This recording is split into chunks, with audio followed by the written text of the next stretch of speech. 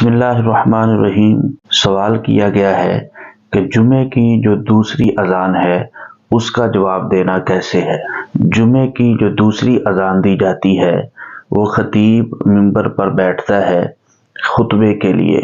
اور اس وقت میں اللہ کے رسول صلی اللہ علیہ وسلم نے فرمایا لا صلاۃ ولا کلام، کہ اس وقت میں نہ نماز پڑھی جائے نہ ہی کلام کیا جائے، بلکہ روایت ہے حضور نبی کریم صلی اللہ علیہ وسلم کا ارشاد ہے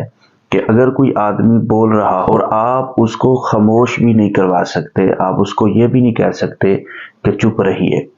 تو اس لیے جمعے کی دوسری اذان کا جواب دینا یہ مقتدیوں کے لیے جائز نہیں ہے۔ ہاں، امام کے لیے یہ ہے کہ امام زبان سے بھی جواب دے سکتا ہے، اور بہتر یہ ہے کہ امام صاحب منہ کے آگے ہاتھ رکھ کر کے جواب دے،